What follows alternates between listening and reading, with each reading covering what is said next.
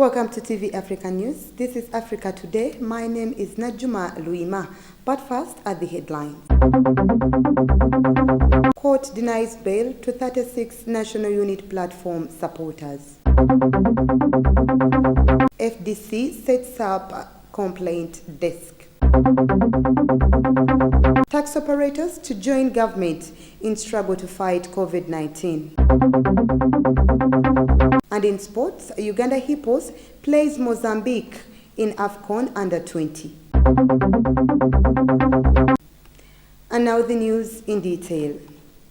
The General Court Martial seated in Makindye has denied bail to 36 supporters of National Unity Platform who are facing charges of illegal possession of ammunition. Court has dismissed the application for bail on grounds that the applicants may cause violence again if released.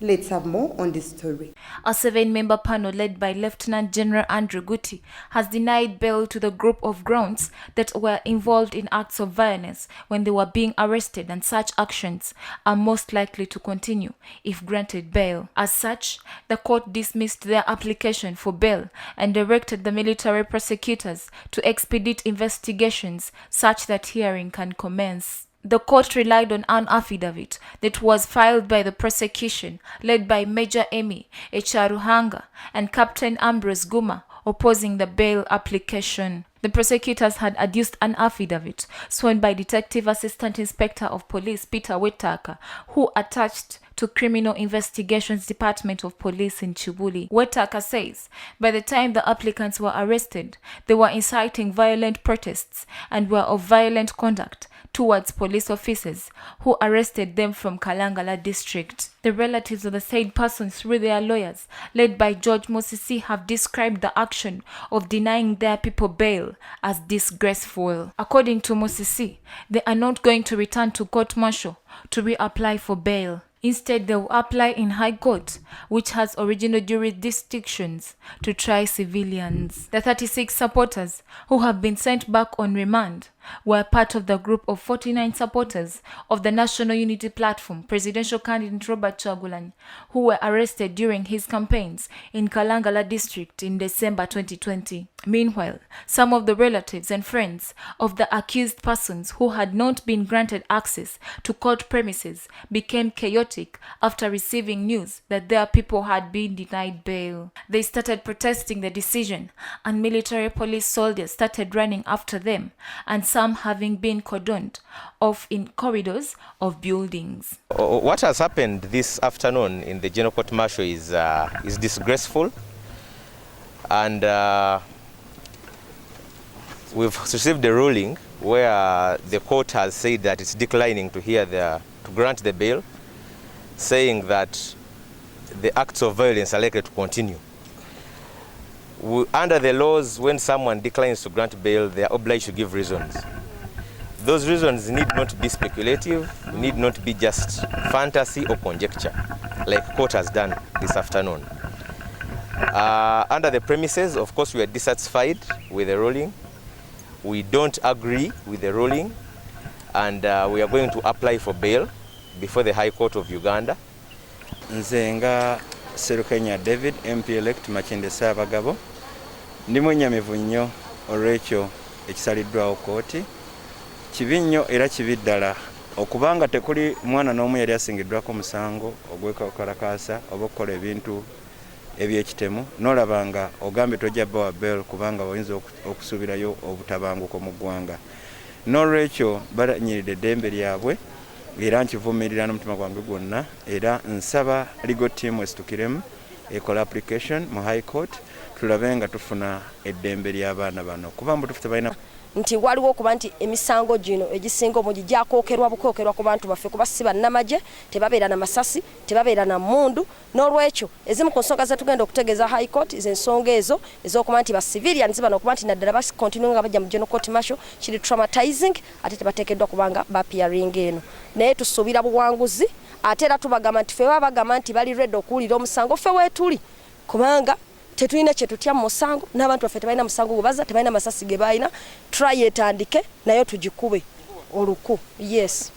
Moving on, the Forum for Democratic Change Party has set up a complaint desk at their headquarters in Najjanankumbi to follow up on all cases that are involving kidnaps of people in the country. Speaking at the party headquarters, Harold Kaija, the Deputy Secretary General of the party, expressed the party concern on the matter, saying the legal team will volunteer. Let's have more on this story. The complaints desk that FDC has set up will be composed of a legal team that is going to volunteer on correcting all cases regarding the kidnaps of innocent people in the country. This has been reviewed by the Deputy Secretary General of the party, Harold Kaija, at the party headquarters in Najjanankumbi. FDC also disagrees with the expansion of the term in office of members of parliament from 5 to 7 years, saying it will be exploiting the government and Ugandans. Upon the suggestion of taxing the withdrawal process, FDC has asked government to reduce public administrative posts in order to avoid unnecessary expenses that leads to new taxes. The FDC is concerned about the many Ugandans being arrested, and the party has said to put up a complaints desk for whoever has somebody missing. Our legal team has volunteered to come and give them legal aid, because apparently when you hear Mr. Museveni owning up, that means you are a layman cannot fight with Mr. Museveni. You must have an institutional FDC to have people to come and defend them. Many people are missing without accountability. We ask for names, nobody wants to give you the names. You hear people go to police, the military, nobody answers them. So as the FDC we are saying, we shall have a team here. People must be coming here in Najjanankumbi. They register their people who are missing, circumstances, and the like, and give us enough details. Our team will hit the road to go and fix this mess. Otherwise, this lion is chewing us. Nalgo Muyingo, Africa Today. Away from that, the tax operators in the country have decided to join government in the struggle to fight against COVID-19 out of the country. This was released by Mayambara Mustafa, leader of UTODA, together with Patrick Onyango, police spokesperson for Kampala Metropolitan. Let's have more on this report. COVID-19 pandemic broke out in the country around February of last year. Since then, the government of Uganda, together with different stakeholders, have been taking precautions to hold the situation. Some of the measures that were taken include government directive of reducing on the number of passengers carried in taxis on 9 and following the SOPs. However, it is claimed some taxi drivers have not been following the SOPs. They were doing contrary, hence causing the spread of COVID-19. Today, the taxi drivers have joined government in the struggle to stop the spread of COVID-19 by being strict on the number of passengers being carried in a taxi and following the SOPs. According to Patrick Onyango, the spokesperson for Kampala Metropolitan, whoever will act contrary to these directives will be kept in custody for 7 years. He warned also the coastal drivers and business people to follow the same guidelines and cautions all drivers reschedule their journeys. Some of the measures that were taken include government directive of reducing on the number of passengers carried in taxis of 9 passengers following the SOPs. Uganda has registered 40,019 cases, 1,552 have recovered, and 328 deaths. In the world, there are 109 million cases, 61.1 million have recovered, and 2.4 million deaths. Please, by the different taxi associations that have come out to reinforce us, to enforce the measures that the government put in place to fight the spread of coronavirus. We shall use the laws of Uganda to arrest and prosecute offenders, especially the drivers, conductors, and the passengers who do not follow the standard operating procedures. Industry under the following associations: Uganda Transport Development Agency, that's UTRADA when abbreviated, Interparks Intertaxi Parks and Stages Association, Uganda Taxi Operators and Driver Association, UTODA, Kampala Operation Taxi Stages Association, Otisa and Association 4, Platform Independent Taxi Drivers and Association, IDA, and Uganda Taxi Owners and Transporters Development Association, KOTODA, are hereby reinforced to the guidelines that were issued by the government of Uganda to combat the spread of COVID-19 and further commit the SOPs spelled out at the time of easing the set guidelines that stopped the operation of the transporting operations. Moving on, the European Union Parliament has recommended sanctions against Ugandan individuals and organizations. The European Union members claim that some Ugandan officials are responsible for human rights violations during the recent general elections. Let's take a look. This is the latest in the fallout between the West and the government that has seen President Museveni and a number of his government officials castigating unnamed Western powers interfering in the affairs of Uganda.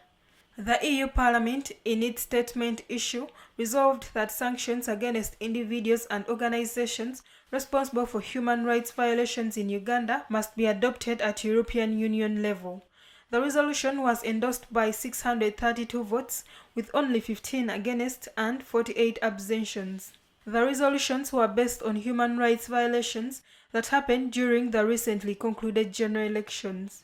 During the election campaigns, President Museveni consistently accused Western countries of working with the opposition to remove him from power. The imposition of sanctions would be a major blow to Ugandan government operations, since the EU is Uganda's biggest development partner and gives more than 500 billion shillings in aid annually. Early this week, the United Kingdom also cut funding to security forces and also promised to review aid to Uganda over what they called human rights abuses. The EU Parliament instructed its president to forward their document to European bodies, the President of Uganda, the Speaker of Parliament of Uganda, and the African Union. Under a similar arrangement, the United States government recently sanctioned a number of Ugandans that it accused in engaging in a wide range of abuses. The Parliament further recommends increasing scrutiny of Uganda's fiscal management and transparency. They demanded the government of Uganda to drop all charges against people detained for participating in what they called peaceful political assemblies and exercising freedom of expression. Let's take a very quick short break. We will be right back.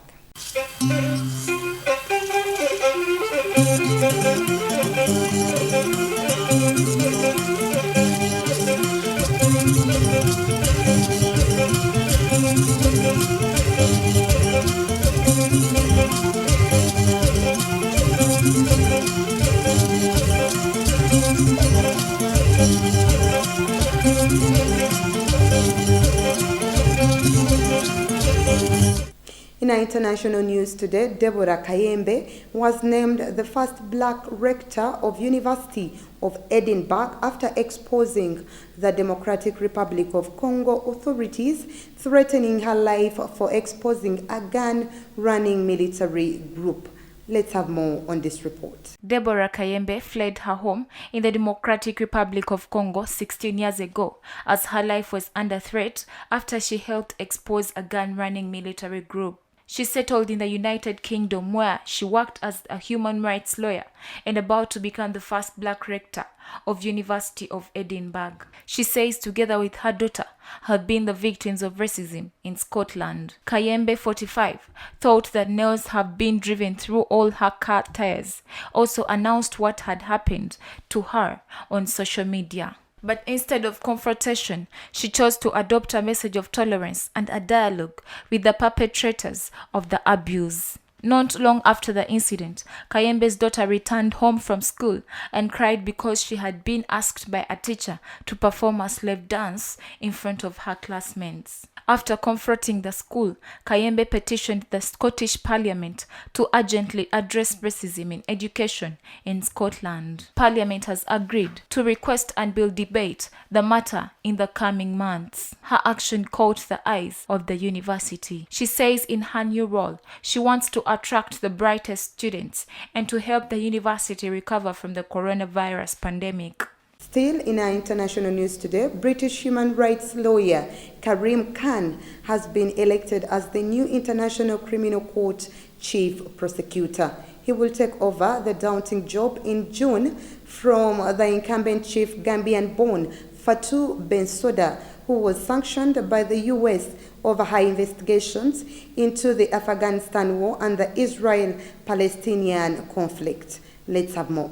Khan, a 50-year-old, previously led a UN special probe into crimes by the Islamic State extremist group, in which he pressed for a trial on the lines of Nuremberg for Nazi war criminals. More controversially, he also represented late Libyan leader Muammar Gaddafi's son Saif al-Islam. ICC nations failed to reach a consensus choice, triggering a vote in New York among 4 candidates, in which Khan won on the second ballot with 72 votes. His first challenges will be deciding on the next steps of an investigation into war crimes in Afghanistan and the probe into the 2014 Israel-Palestinian conflict in Gaza. The administration of then US President Donald Trump hit Bensouda and another senior ICC official last year with sanctions including a travel ban and asset freeze after she launched the probe that includes alleged US war crimes in Afghanistan. Israel and the United States have also strongly opposed the probe into alleged war crimes by both Israel forces and Palestinian armed groups. ICC judges, however, ruled last week that the court had jurisdiction over the situation in the Palestinian territories, paving the way for a full investigation after a 5-year preliminary probe opened by Bensouda. The new U.S. administration of President Joe Biden has signaled a less confrontational line, but has not said whether it will drop sanctions against Bensouda, who has attacked the unacceptable measures. In our business news today, there was a marked decline in trade activities during January, with economic fundamentals falling to the lowest level in over 2 years. This was in report analysis conducted by Stanbic Bank. Let's have more. The analysis conducted under the Monthly Purchase Managers Index (PMI) for the month of January indicates that election fears slowed down company orders, which is a key measure of economic performance. The slowdown scaled back on purchasing activities, forcing the Purchase Managers Index to fall below 50 mark, the first time since it was launched about 2 years ago. General business activity, according to the index, suffered under election-related uncertainty as businesses deployed a wait-and-see approach before they could place orders. During the period running through January, the index fell to 49.8 from 51.2 in December. The business environment had been improving since the lifting up of the lockdown in June that had been imposed by government in April to control the spread of COVID-19. However, the January PMI ends a 6-month sequence of expansion. Respondents, according to the index, said elections could have been the cause of the slowdown in business, while others blamed a mixture of COVID-19 and electioneering. The index also noted a further scaling down employees as companies continue to suffer the brunt of COVID-19, which has been ravaging the country since February. The index, which sources data from 400 respondents, noted that manufacturers, services, wholesale and retail sectors all registered a decline in new orders during January. During the period, companies also reported a general increase in the price of goods and services as many attempted to pass on high-cost burdens to customers. The index noted an increase in the prices of cement, paper, stationery, sugar and other food products. However, the survey indicates that despite some signs of weakness at the start of the year, companies remain confident that output will rise over the next 12 months. For instance, in the agriculture and industrial sectors, output rose, whereas in construction, services, wholesale and retail decreased.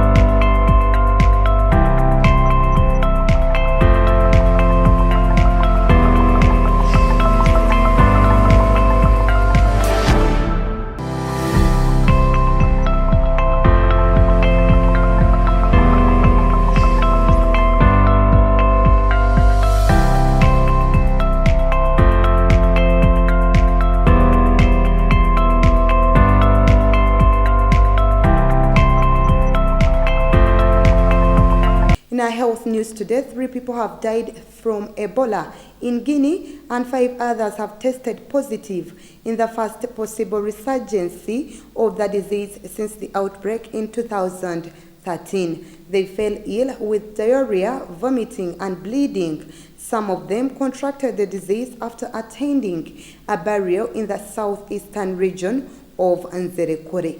Let's have more. The head of Guinea's health agency, Sakoba Keita, has said the country was in the midst of an Ebola epidemic situation. Between 2013 and 2016, more than 11,000 people died in the West Africa Ebola epidemic, which began in Guinea. The World Health Organization's Africa Director, Mashidiso Moeti, said in a tweet she was very concerned and is ramping up readiness and response efforts to Guinea. The Democratic Republic of Congo has also reported several cases this month. Ebola vaccines have helped curb the disease over the years. World Health Organization Chief Tedros Adhanom tweeted the agency had been informed of suspected cases of the deadly disease in Guinea. Ebola infects humans through close contact with infected animals such as chimpanzees and field bats.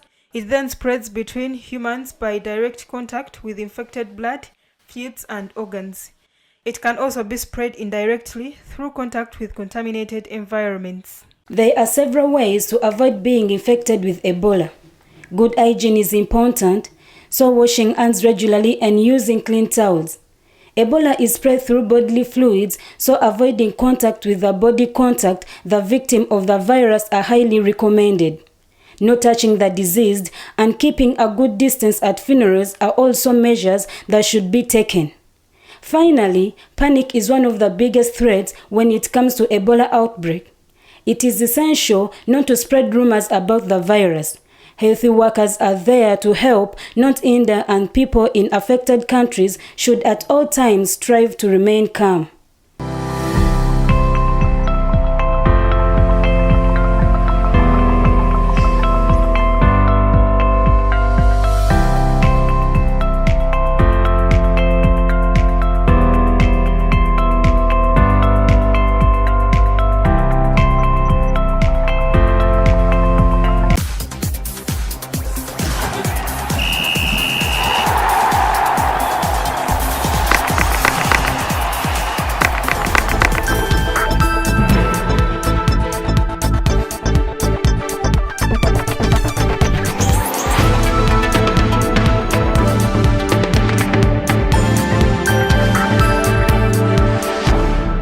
Welcome back. You're still watching TV Africa News, The Right to Know. In our sports news today, the head coach of Uganda, the Hippos, Mole Biekwaso, believes that his team will overcome the group stages in the AFCON final tournament that is being hosted in Mauritania. The team is playing the first match in Group A against Mozambique. Let's have more.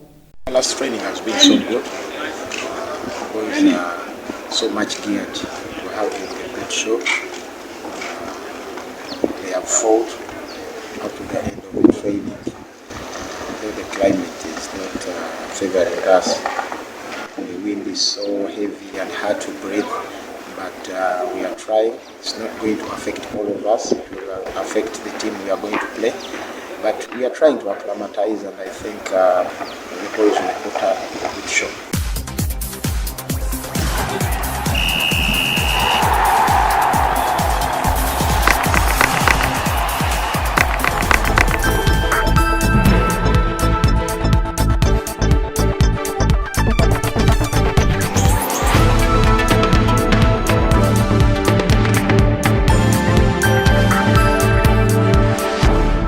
Now, before we end our news bulletin today, let's take a recap of our top stories.